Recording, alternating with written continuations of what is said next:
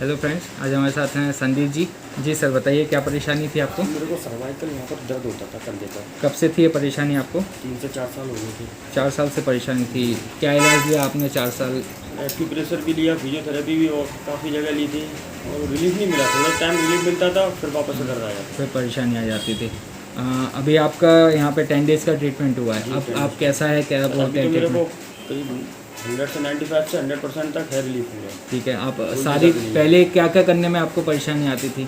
पहले लेट दिन भर दर्द ही रहता था। दिन भर दर्द हाँ, बना यहाँ रहता पर था। दर्द बना ही रहता था मेरा। अच्छा।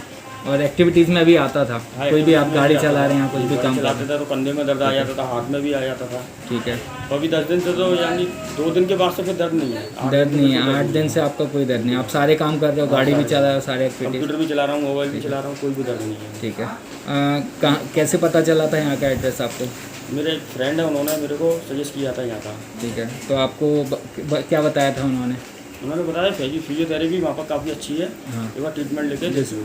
आपका कायरो का एक सेशन हुआ था, इसमें कायरोप्रैक्टिक होता है, तो उसके बाद कैसा था आपका रिलीफ, कितना अच्छा हो गया था? काफ़ी अच्छा हो गया। 50% तो रिलीफ मिल गया था मेरे को फर्स्ट सेटिंग में ही? हाँ, ठीक है। कुछ बोलना चाहते हैं ट्रीटमेंट के बारे में? बहुत अच्छा ट्रीटमेंट है। संतुष्ट हैं आप ट्रीटमेंट से? Okay, thank you. Thank you.